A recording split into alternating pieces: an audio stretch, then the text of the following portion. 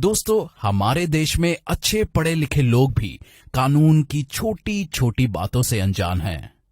इसी कारण एक इंसान को समस्याओं से जूझना पड़ता है और कभी कभी इतनी हानि उठानी पड़ती है जिसकी भरपाई करना बहुत मुश्किल हो जाता है। नमस्कार, मैं हूं प्रभात परवाना। कानून कवरेज के इस खास शो में आपका स्वागत है।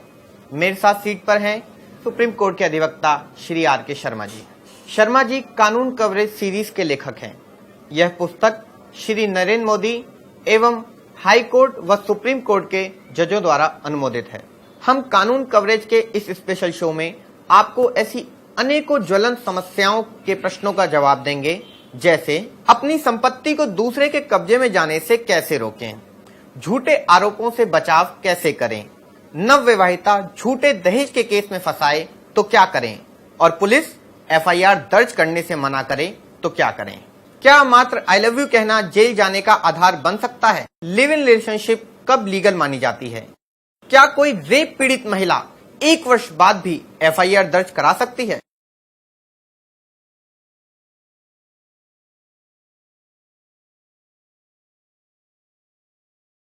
सर, प्रमोद शर्मा जी हैं गाजियाबाद से। ये जानना चाहते हैं कि क्या किराएदारी पीढ़ी पर पीढ़ी ट्रांसफर होती रहती है? देखिए, किराएदारी पीढ़ी दर पीढ़ी ट्रांसफर नहीं होती है, लेकिन इसमें एक टेक्निकल बात है। यदि कोई परिवार लंबे समय से रहता आ रहा है, उसके नाबालिग बच्चे हैं, उसके माता पिता की डेथ हो जाती है, तो उन बच्चों को जब तक बालिग ना हो जाएं, तब तक रहने का हक है। बालिग होने के बाद तो एक पिता अपने मकान को भी बेच सकता है। बालिग हो जाए, बच्चे कुछ नहीं कर सकते, बिल्कुल अपने मकान को बेच सकता है बालिग, अगर उसके बच्चे हैं। संदीप वशिष्ठ जी हैं मौजपुर दिल्ली से। इन्होंने हमसे पूछा है कि सर, 10 साल पहले हमारी गली का एक 20 वर्षीय लड़का अपने पड़ोस की एक 15 वर्षीय लड़की को लेकर भाग गया था। उसका इतने दिनों तक कोई अता पता नहीं चला, जबकि थाने में केस दर्ज है। अब उसे उसी लड़की के साथ 2 बच्चों सहित दिल्ली में देखा गया है। क्या अब भी उस पर मुकदमा चलेगा? बिल्कुल चलेगा। ये रूल है कि जब एक बार कोई मुकदमा दर्ज हो जाता है क्राइम में, तो लॉ ऑफ क्राइम कहता है कि उसको इस तरह से एक्विट नहीं किया जा सकता और डिसमिस नहीं की जा सकती उसकी एफआईआर। अभी तो यही नहीं पता उस बात से कि 2 बच्चों के साथ देखा गया है, वो बच्चे उसी के थे या किसके थे, और वो लड़की उसके साथ देखी गई है, किस रूप में रह रही है। जब तक ना देखें नहीं।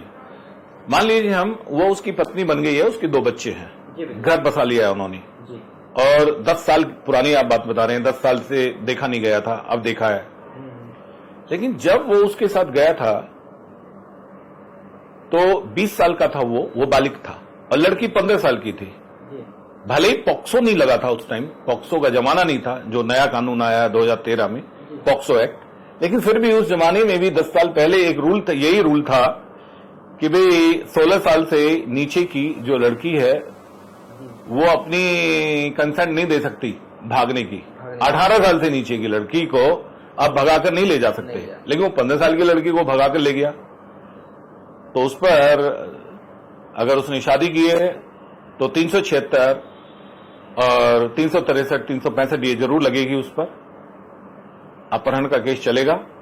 उसको चाहिए कि सीआरपीसी 482 482 के तहत वो अपने हाई कोर्ट को एप्लीकेशन दे और उसको तथ्य बताए, जनाब जब ये गलती हो गई थी और इन हालात में हम गए थे और अब हम आगे हैं, पति पत्नी के रूप में हम रहते हैं और सही हमारा घर चल रहा है, और पत्नी भी रिक्वेस्ट करे कि मेरी मर्जी से ऐसा हुआ था, ये मुझे भगाकर नहीं लेके गया था, बल्कि मैंने उसको कहा था, उकसाया था, तो हाई कोर्ट छोड़ सकता है, नहीं तो नहीं। पुलिस डिसीजन हाथ में आ गई, पुलिस उसको पकड़ के जेल भेजेगी।